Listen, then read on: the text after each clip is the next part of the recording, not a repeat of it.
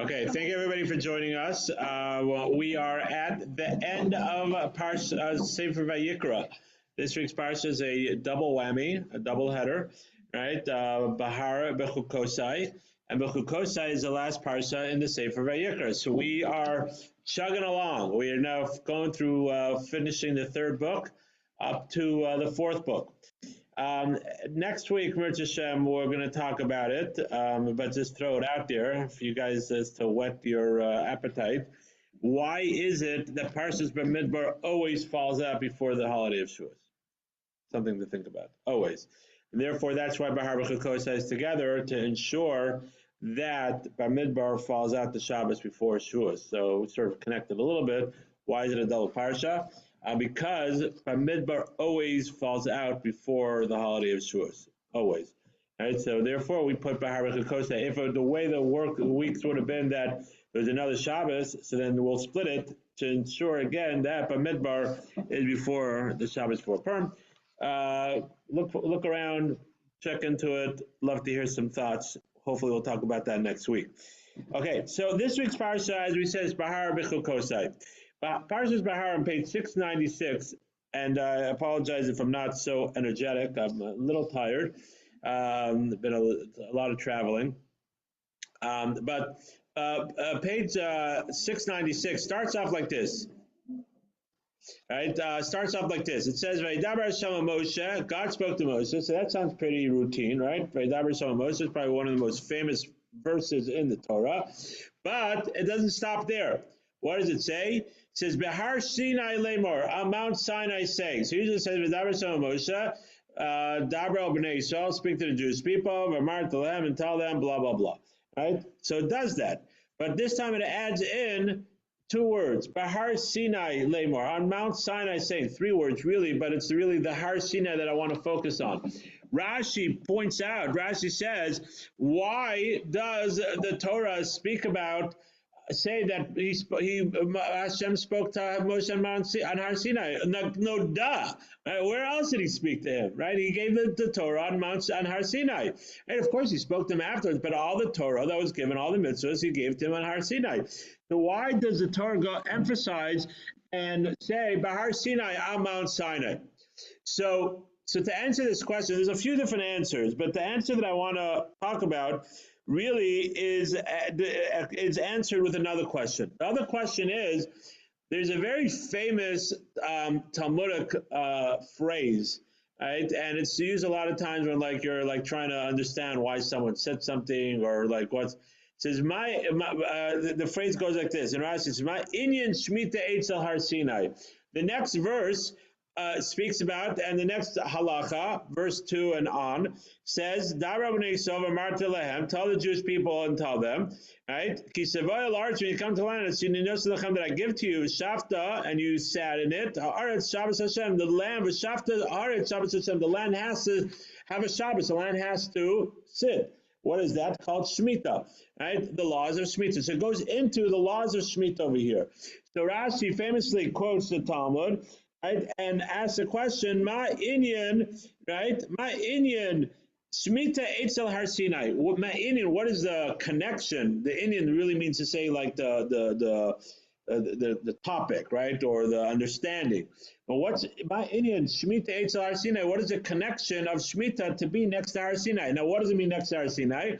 Because Rashi's bothered, right? Rashi's bothered. Why is the Torah over here says Vayidaber Hashem Moshe Behar Sinai? Hashem spoke to Moshe on Har Sinai. Must be it's adding on Har Sinai over here because it wants to emphasize that this mitzvah that I'm just going to talk about was said on Har Sinai, right? That's what it wants to. That's why it says Har Sinai, because it wants to tell you that the mitzvah that I'm going to speak about was specifically said in Har Sinai. So Rashi says, what's unique? What's the concept of it saying, right, that the Shemitah next to Har Sinai? All the mitzvahs, all the mitzvahs are said in Sinai. Right? So Rashi really is addressing, we're asking the first question to understand. Boris, if you could please put it on vibrate, okay? Thank you. Right? If Rashi's we're explaining the question of what made Rashi ask that question. This is very important. I know sometimes we're going to give a nice understanding, but it's also important to know how to learn a pasuk, how to learn a verse, right? And why there's actually a book called "What's Bothering Rashi," right? Someone put out a book, "What's Bothering Rashi," to explain, right, why Rashi has the questions he has. I've skimmed through it. I haven't gone through all of it, but this is the reason why Rashi's bothered with this question, because it must be that there's a reason that the Torah tells us Har Sinai over here, everywhere else. Let's use our thumbs. We're learning, going to use our thumbs, right? There must be a reason, because otherwise, why would it say Har Sinai over here? It must be to tell us that there's a special connection between Shemitah and Har Sinai. So Rashi says, what is it? What is the Indian? What is the connection with Shemitah and Har Sinai more than any other mitzvah? Now, this phrase is a lot of times used, right? Like when we're trying to, if someone tells you something and you're like, really? Like, we say, like, what? Like, what's the famous, what's the connection of tea and China, right? Or was it, how's that phrase go, right? Right? I'm sure they have tea in China, so I'm not sure, but there is like, that phrase. So in the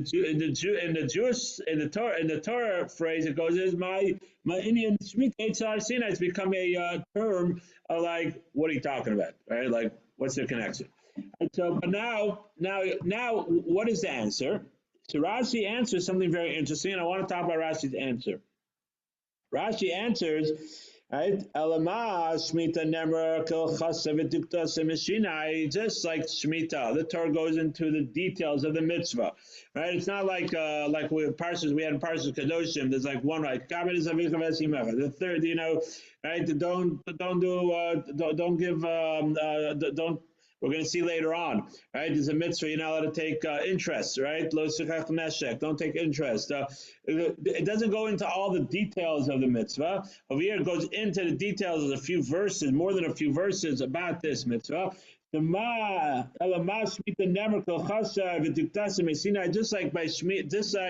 Shemitah, all the ins and outs and all the intricate details of the laws of Shemitah, right, were said on Mount Sinai, because that's what the Torah is trying to tell us. Hashem spoke to Moshe on Har Sinai, and everything, all the details that he's going to mention now, were said on Har Sinai. So to all the mitzvos, right? This is, we learn from here, just like Shemitah, so we learn to all the mitzvos with all the details.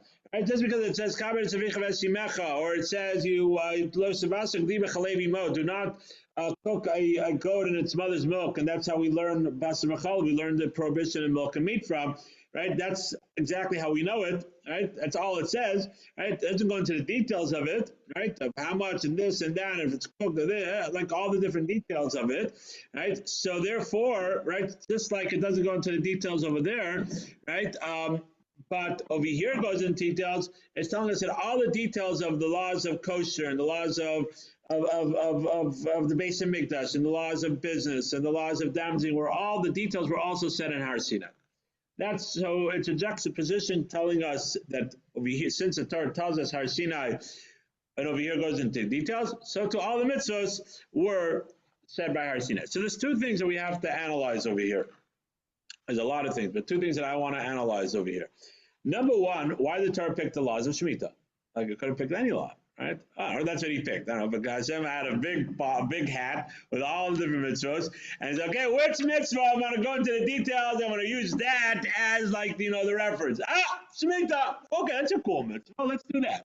And I don't think so. Right? I think God had more of a rhyme and a reason than just pulling a thing out of the hat. That's question number one that I want to talk about. Why Shemitah? Question number two is, why would I think that the mitzvahs and the details were not said in Sinai? Like, what's the Torah trying to emphasize over here? What's it trying to emphasize?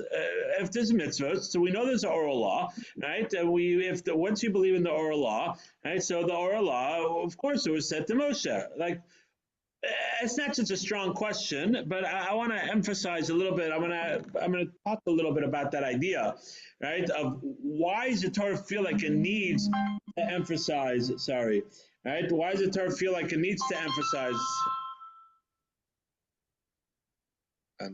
I should put my phone on vibrate. Apologize about that, everyone. That was my mistake. Right. So that's why does the Torah need to go ahead and emphasize this? Right. Why all the mitzvahs were said on Har Sinai. So the commentaries, there's a lot of different. There's other questions or commentaries to ask. Of course, is books. Go to the shelves. There's books on the Torah, right? Tons and tons. I was just, as I said, I was just in Lakewood and Muncie and in New York, and I went into Judaica. What's over there is really it's called a Sfarm store. We call it Judaica. And one of the ones I went to, there was the whole back of the store was shelves of Sfarm. This is the store.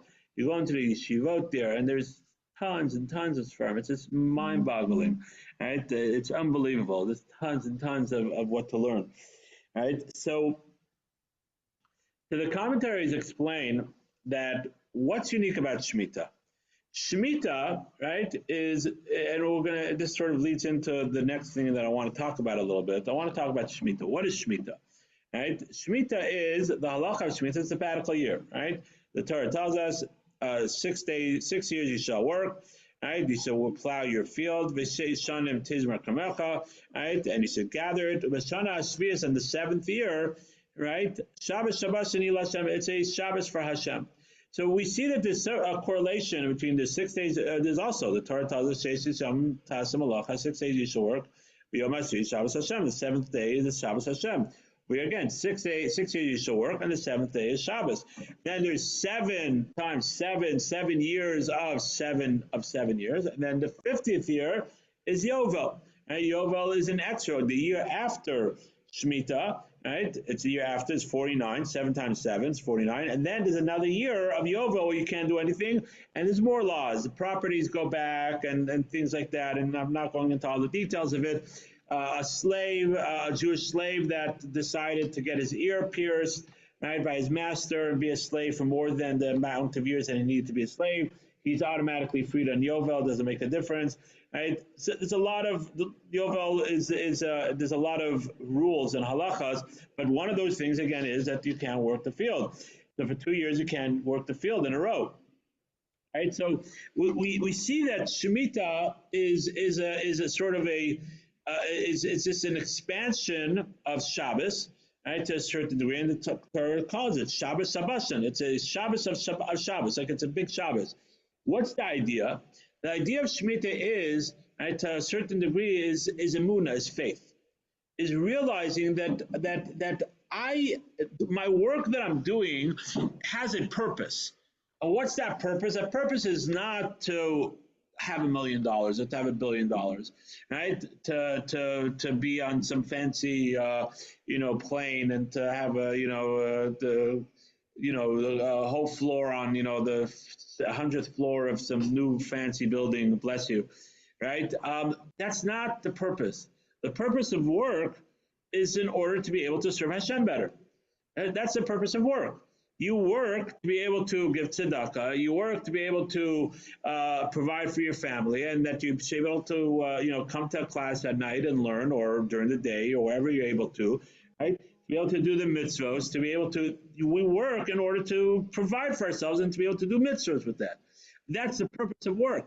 So you need just like in the secular world, and of course the secular world got it from the Jewish world, right? Because what do they call it? A sabbatical. Right? You take a sabbatical, right? You take a sabbatical from school, you take a sabbatical from work sometimes, right? Where does that come from? It comes from here. You take a sabbatical from work. What it says, what happened during that time, right? The Talmud goes into this. They would, all the farmers and all the people would have classes and learn because they couldn't do anything. Right? They would reinforce it like sort of a Yarchei Kala, a year-long Yarchei Kala. Yarchei Kala is something that we do now, right, for a week or something. Usually some places do it like during Thanksgiving time or Memorial. It depends on the time. Right? And people that are working have a time to like immerse themselves in learning. A lot of yeshivot, Lakewood does it, the Mir does it, other places do it, right? And there's miniature ones that some synagogues do, right, for their balabatim. Like I think the Kol does special classes on holidays. That's a micro of a Yarchei Kala, right? So this is a year worth of people immersing themselves, and they can't do anything. They can't plow their fields. They can't harvest. They can't do anything. They're able to connect to Hashem, right, and to sort of recharge those batteries, right? It's a long-lasting battery. It's a 6-year battery, right? If you do it properly, if you charge it properly on the 7th year, right? So it should last for 6 years, right? That's what we're doing, recharging our spiritual batteries, and of course, with keeping it up through the year, right? Going to davening and doing kaveitim Torah and setting time to learn and doing the mitzvah. But this is a time that you're able to Shabbos Habbasan. It is a Shabbos of Shabboses where you can't do any work, and you believe that Hashem will provide for you. Right, so the idea of Shemitah really is a core value of Judaism, even though we do have it actually. Right, it's beautiful. There was a whole thing of all the different farmers that stopped working that year. Right, it was last year, 2 years ago. I don't remember exactly. It was not too long ago. Right, and this is something that is a core value of Judaism. And we could connect to it on our own way, but it's a mini Shabbos. We close our shops on Shabbos. We don't work on Shabbos. We believe that Hashem will provide. Right? Oh, there's some unbelievable deal. I have to go somewhere. I have to be somewhere sometime. No, you'll go Sunday morning. Right? You'll go. It's Shabbos and then Yom Tov. Okay, that's what's going on. Right? We close our shops. We do it. We believe that Hashem is the one that provides for us, and that's what Shemitah is all about. And therefore, since that's the idea of Shemitah. Right, so the commentaries explain that Hashem, of course, didn't just pick it out of the hat. Why did He choose the mitzvah of Shemitah? And why is the Torah going into this? It's saying that this mitzvah, right, that is the core value of our, has the core value of our emunah, of our faith, right, that Hashem runs the world, and I'm putting my complete faith in Hashem. Hashem wanted to make sure that I'm using this mitzvah to ensure, look, these are the details. Because I don't want anybody to have any say that maybe it got lost over this, and maybe it got this. Really, Hashem, really, for Yovel, really, for 2 years in a row, He doesn't want us to work the land. What's going to happen to it? It's going to get ruined. The rodents are going to get to it. Is that really what Hashem said? Maybe you misunderstood Moshe, right? No. It's clear in the Torah. No question asked. Right? No question asked. No stopping and go. That's it. It's done. This is clear in the Torah. Right, and then from there, right, we learn, right, from there we learn to every other mitzvah that we might have a struggle with. If it's kosher, really, you can't really have. How about if it's milk and meat, but it's it's skim milk? I don't know, right? Or it's whatever. It's right, or if it's really like Shabbos, really I really can't turn the light. Come on, so what's the big deal to turn the light on Shabbos? Like, what's really the big deal, right? Where's it say it in the Torah, right? Does it say in the Torah not to turn the light on Shabbos? Right, I've heard that many times. Where does it say in the Torah, right? And the answer is that we believe in the oral Torah, right? And that's transmitted down, and that's in the Talmud and the rules of it, right? And there was no concept of electricity. Of course, there was an idea of electricity, but they didn't come into fruition. But the concepts of bona, building, the concept of fire, right, play a role in putting a circuit together. A lot of people hold that when you put a switch, turning on a switch, you're actually building, because you're connecting a circuit. It's considered like building, or you're creating fire, right? And I don't want to go into all the details, but yes, that's part of the oral Torah. And look, the Torah has clearly told me on one of the most hardest things, right, that one has to endure, of not working for 2 years in a row. Right? So closing down, imagine closing down your business for 2 years in a row, right? Shutting it down, believing that Hashem, right, will completely, that no more investments, no more business, whatever it is, completely shut down, right? Imagine the stock market closing down for 2 years, right? Bruce, what do you think? Right? Right, the stock market closing down. If it was a Jewish country, right, or whatever, it's agricultural, but right, imagine that's what it was. Agriculture was the bread and butter.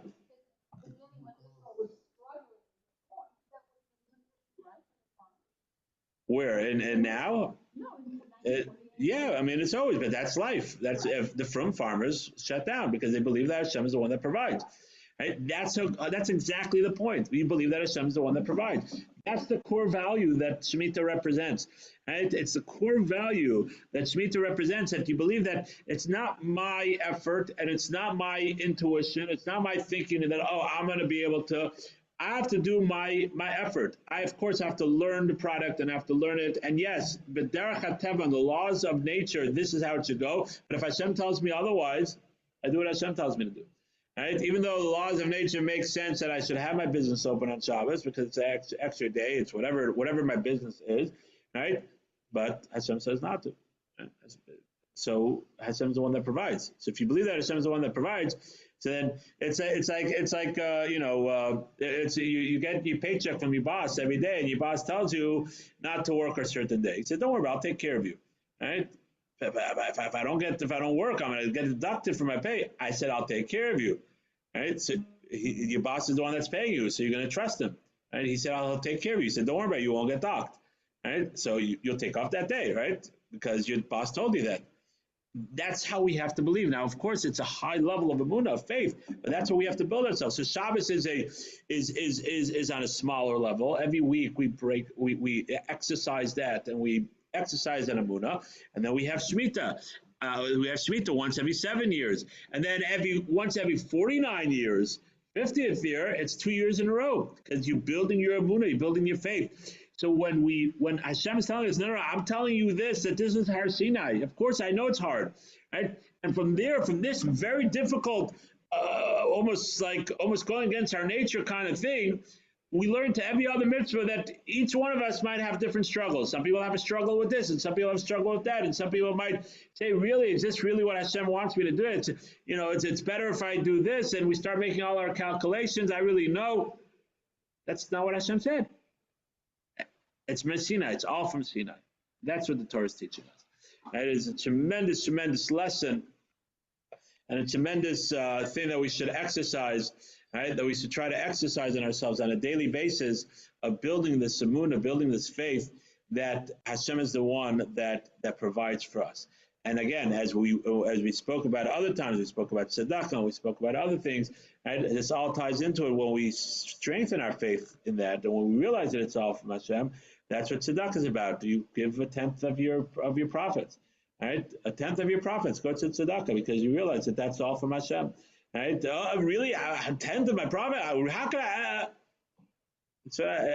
Trust me, it's whatever your profits are. For everybody, it's hard, right? And it's hard. So there's certain things where you could get. So people that are struggling, the rabbis hold that now that we do have to pay for Jewish education and things like that. So it depends on how much money you're actually making. If you're doing well, so then you shouldn't use that for Jew, but there are leniencies, and I don't want to call it leniencies. There are ways to try to help us because we have all these other expenses, right? I remember in Toronto, Shlomo Miller one time said there was when like the supermarkets are starting to become more of a thing. There was in Toronto, there's No Frills and this and that, and all these different big supermarkets, and the local, Jewish, vendors were starting to get hurt.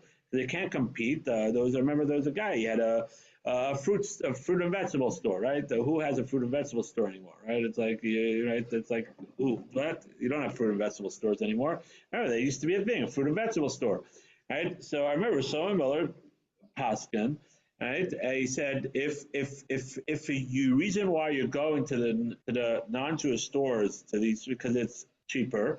Right, and it makes a dent in your pocket. He said you have to be careful. You can't, if you're worth $1 trillion, it's not making a dent in your pocket, so you can't use that as meiser. But if it makes a dent in your pocket, so then just use it as meiser.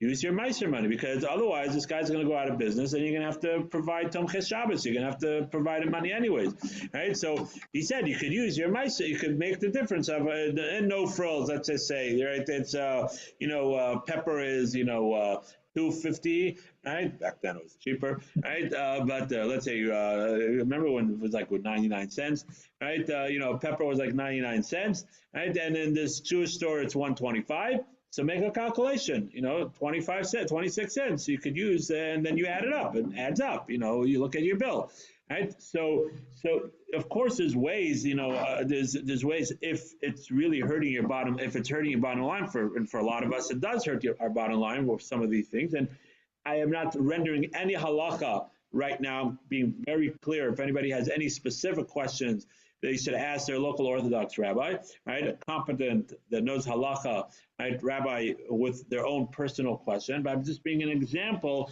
of where, of course, there are ways to try to, because we have so many expenses, but at the end of the day, Meiser is Meiser, right? It's 10%, and that connects to the same idea. It's on a smaller level, a big level, but it's a small level of realizing that everything's from Hashem. That's what Shabbos is about, and that's what Shemitah is about, and that's what Yovel is about. Right? And then from there, the Torah went specifically and said, these are Har Sinai. I'm being clear because it's such a hard thing. And from there, we learn to all the mitzvahs when we have our own personal struggles with certain things. If it's modesty, if it's speaking less, you just love to gossip, right? If it's Shabbos, if it's kosher, right? If it's honoring your parents. I've had questions from people about struggles with their parents. They had a terrible relationship. How do they deal, right? So whatever that is, right? Whatever your own personal struggles are, Hashem said for this one that's very big, right? It's from Sinai, so to all of them are for Sinai.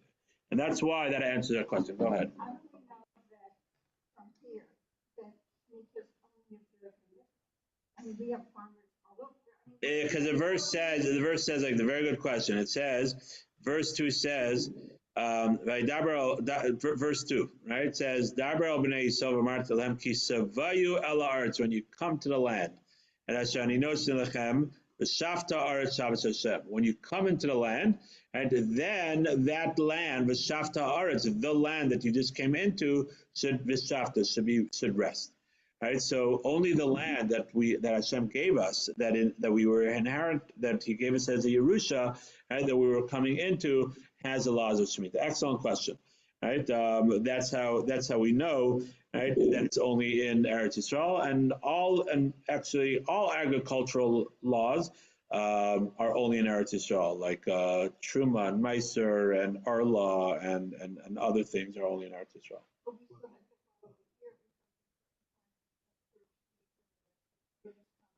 So, right. So we can benefit. Right. So the produce that is from Shemitah, and that's the thing. If it depends on how it was, we have to be very careful. That's why it says don't buy these peppers came from a, that did not do heter mechira or heter iska, or did not do whatever the things are. Right, you have to. And then there's a rabbinic. Oh, there's also the loans. All loans are by Shemitah. It's not agricultural, but anybody that lent money to anybody, right? The loans are automatically canceled by Shemitah. Right, so the Talmud, if you go to shul or whatever, you could get it's advertised. You get a document where you give your loan over to Beis Din, Prusbul, very good, thank you.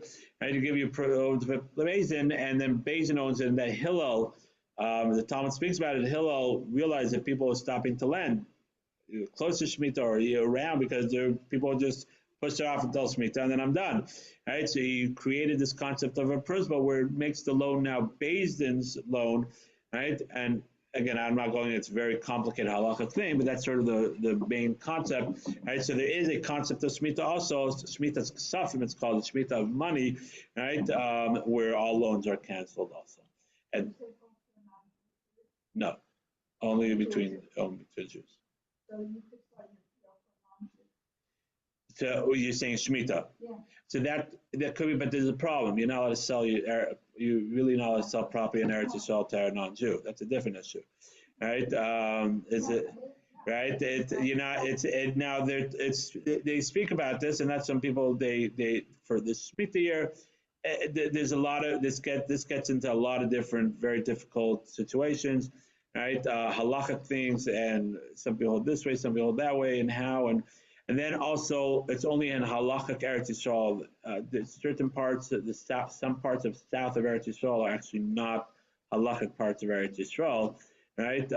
There's certain parts that are not part of Eretz Yisrael, really halachic parts of Eretz Yisrael. So that sort of gets it, and I'm not getting into that. That gets into a lot of the intricate details of Shemitah. Any other questions?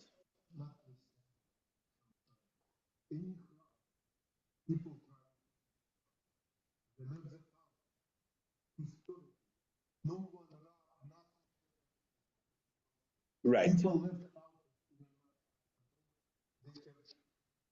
and stuff like that, all that, Right.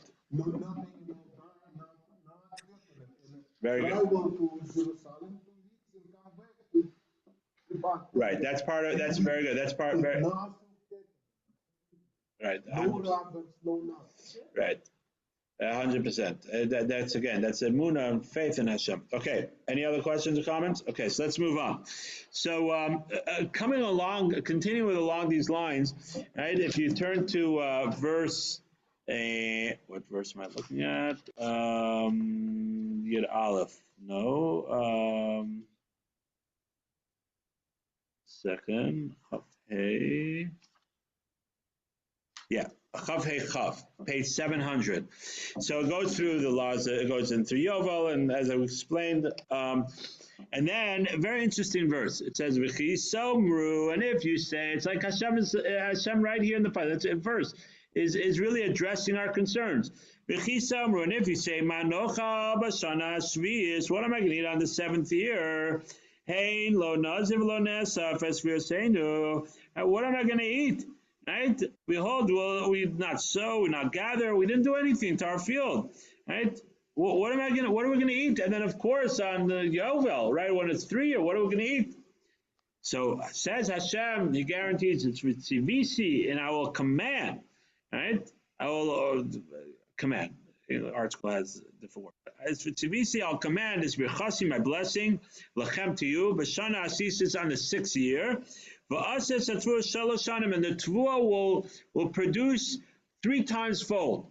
Right? So you'll have the stock market's going to go crazy before, and then boom, we close the stock market down. Is that okay, Bruce? Right. Okay. Right.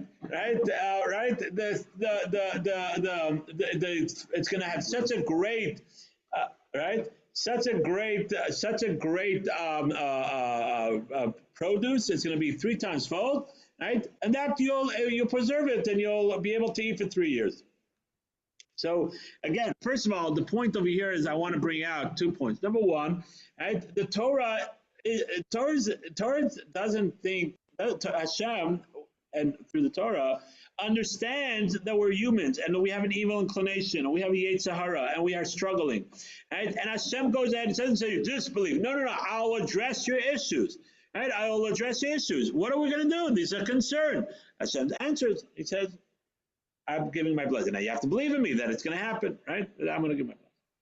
The other point I want to bring out, and this is a deeper idea, right? But I just want to bring this out. It's something just to ponder and to reflect on. Ramosha Feinstein over here and other places speaks out a similar idea, but over here he speaks out. He says, 1 second, Hashem could have made a better miracle. Right? It's a miracle. It's a tremendous miracle, right? That it's going to 3 times fold. But Hashem can do anything. So why doesn't He make it, right? That we just our bodies won't need to eat as much. Right? Well, we all love that, right? Now they have like pills and things that make us think like that, right? But that our bodies won't, and the same amount of grain will grow. Right? But we won't. It will last us for 3 years. And Hashem can do anything, and Hashem can make it that during those times where we don't have that 7th year, we won't have it. He could have done anything. And he asked us also by the man and by other things. Rav Moshe speaks about this. Rav Moshe is something very important. It's a deep idea, right? It's beyond our at least beyond my level. Right? But I think it's important to know, to sort of realize what levels we could reach and attain, right? That Hashem wants us to realize that what we could really attain. Then Moshe Feinstein that when the Torah says, we're going to say my tocha, what are we going to eat? Hashem knows that we are going to ask that question, right? He knows we're going to ask that question, and therefore, since He knows we're going to ask that question, right? So He's addressing it. It tells us this is what's going to happen. He said, but if the Jewish people were holding on a level that they wouldn't have asked the question, because real emunah, why are you asking? You believe in Hashem, whatever, I'll figure it out, right? We don't really, if I truly believe, right, again, back to the case of the boss. The boss tells you to take a day off, right? Tells you to take a day off. Are you concerned, right? But how about my paycheck? I'm the one that told you to take a day off. I'm telling you, take a day off. It's not going to affect your pay. You're not going to ask him, what about my back? Am I going to get paid? Or how am I? Right? The boss told you worked well, and I want you to take a day off on us, on the company, right? Doesn't go good, right? So, or let's say do this better, because again, we were saying this is sort of a professional development. The boss tells you, I want you to go to a convention to expand your knowledge on this product, right? But I'm not working, right? Am I going to get docked? Of course not. Of course you're not going to get docked, right? Because you're going ahead and you're expanding your knowledge, right? So too, right? If Klal Yisrael, the Jewish people, were holding on a level really where they would realize that Shemitah is really for their spiritual benefit, they're going on a sabbatical to expand their knowledge, then they wouldn't have asked. Of course, Hashem will take care of us. They wouldn't have asked, and then Hashem would have made a miracle where they don't. Because imagine threefold ahead. You have to work hard that 6th year. At the end of the 6th year, you have to create more warehouses, and you have to preserve it, and you have to take care of it. And even that you could preserve during the 7th year. Also, you have to make sure you could, so you have to do some work, right? So says Rav Moshe Feinstein, if they wouldn't have asked, if they would have been on that level, Hashem would have made a different miracle. Right? And it's just something to reflect on, that a lot of times the relationship, and this is really something that we could connect with, the relationship that we have with Hashem and how Hashem works with us is interconnected. Right? There's a balance of hishtadlus, of our effort, and our emunah, and our faith. And the more our emunah, the higher level of our emunah, our faith is, right? The less hishtadlus sometimes we have to do. First of all, we don't need as much, right? But the less hishtadlus we have to do because we have a bigger level of faith in Hashem, right? And that's what the point that he's trying to bring. That's the point that he's bringing out over here. It's just something to reflect on, something to think about. It's a deep idea, but something to reflect and to think about. And again, this whole topic that we're talking about today, about this idea of emunah, of faith, and realizing that's really what Shemitah is all about. Okay, we're going to jump a little bit. We don't only have a few more minutes. Right, so the rest of the parsha goes into then if your brother gets sold or his property gets sold. I'm sorry, if his property gets sold, then it depends if it's a house in a walled city, if it's not walled city, and then it goes into all those details. It speaks about you're not allowed to give interest. It speaks about that. And then the beginning of, let's just talk about Parshah Bechukosai. And beginning of Bechukosai, page 708, it says, Bechukosai telechu, if you're going to go, my Torah, right? And you'll do them, right? So the commentaries want to know, right? And then it says, okay, my blessings, and the Bechukosai, the beginning part of Bechukosai speaks about the blessings and the curses, right? And until halfway through the parsha goes through the curses, right? The curses are both, there's twice. There's one in Bechukosai and one in Kisavo, the blessings and the curses. That's also, the Talmud tells us that before we go into Shavuos, we also have to remind ourselves we're ready to receive the Torah. They wanted the brachas and the clothes to be there to remind ourselves that if you follow Hashem's Torah, which is Shavuos, we're going to be accepting again the Torah, sort of re-accepting it again. There's blessings and there are consequences and there is reward. That's just life. There are consequences. It's not a free-for-all, and that's not how life is. I mean, the point I want to bring out, and we're gonna end with this, right? And we're not gonna have time to go through the whole parsha. The end of the parsha goes into if one sells himself, means to say not selling himself, but one says that the value of myself that I want to give to the base of Mikdash, right? And other things in that nature, my behema, my animal, the value of my behema, right? It varies on the person, it varies on the gender, on all that stuff, and has to do with the Kohen. And we're not going to go into that. And then the end of the parsha is chazak, which we spoke about at a different time, right? But what I do want to talk about is, and we'll close with this, the Torah says, again, first verse, 708, verse Gimel, verse 3, if you're going to go in my Torah. So what does it mean if you go? Bechukosai telechu. You go. Telechu means I walk. I walk in the Torah. What am I walking? It says Bechukosai, if you keep the Torah. What's mitzvah? Mitzvah said Tishmaru. If you're going to keep my mitzvahs, right? That makes sense. Tishmaru. You're going to heat. You're going to keep my mitzvahs. So it says Bechukosai mitzvah said Tishmaru. If you're going to keep my chukim. Chukim are the mitzvahs that Hashem did not explain to us, right? The reason, of course, there are reasons, but Hashem did not give us the reason. Why? We don't have time to talk about that now. All right, we spoke about it at a different time. And Mitzvosai, the mitzvahs that Hashem did give us an explanation, keep it up aim and things like that. All right, Tishmar, you see, you do them. What does it mean telechu? What does it mean walking? And then what does it say? Vasisim asam, and you do them. Of course. What else am I doing? How am I keeping the mitzvahs? What does it mean vasisim asam? What does it mean I'm doing them? Of course, if I'm watching the mitzvah, but I haven't saved Torah. I'm looking at the mitzvahs, right? I'm heeding them. I'm being careful about them. I learned about them. It's not just an educational thing, right? So what does it mean vasisim asam? You do them. So the commentaries explain that really the Torah is telling us that we sort of answer the question, but we're going to emphasize, turn it into an answer and not sort of the question.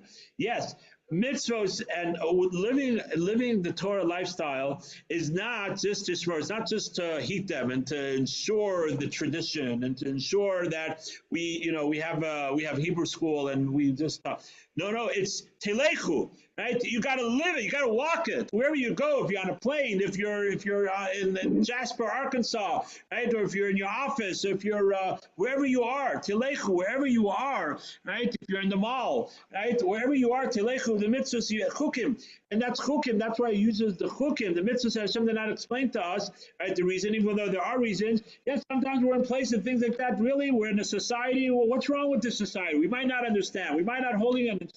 No, tilechu, you still have to walk in a Torah, even if you don't understand why. Of course, we want to try to understand. We got to learn, and we got to. If I understand it, then I'll do it. No, that's not how we go. That's not how we do it. Right? Tilechu, we go in Hashem's Torah, we walk in Hashem's Torah wherever we are, even if we don't truly understand it, even if we're having a hard time with it. And Mitzvosai, the mitzvahs, shmor, I'm going to keep them, that makes sense. But asisim aso, and you have to do them. The core of Judaism is not just a meditation, it's not just a philosophy. The concept of Judaism, asisim aso, and you do the mitzvahs. You put on the tefillin, and you give it tzedakah, and you light the candles, and you eat, and you make a bracha, right? And you come to shul, and you daven, and you refrain, asisim. Oh, so you do them doesn't mean to say an action. When you refrain from doing something, that's sometimes the greatest action that you could be doing, right? When you're running, when you're walking down a steep hill and you're holding yourself back, you're actually utilizing your muscles more than when you're walking up the hill. Right? You do them by refraining from doing something, from refraining from driving on Shabbos, from refraining from doing certain things, eating things that you're not supposed to, or refraining from talking Lashon Hara. That's that's you're doing, and you're doing the mitzvos. That's what Hashem wants from us. Hashem doesn't just want us to meditate, and it's nice and it's beautiful and it's tradition, and right. Hashem wants us to live the Torah. So to lechu, you got to walk in the Torah wherever you are, and that's a chikim. Even if you don't understand, even if you have a hard time understanding it, and you got to do them. Right? That's the core of the Torah, is by doing it, not just saying, "Oh yeah, it's a nice concept. I'll learn about it." No, you got to do the mitzvahs. Wishing everybody a wonderful evening, and Mitzvah Hashem next week we'll because it's actually before Shavuos, so we'll finish up.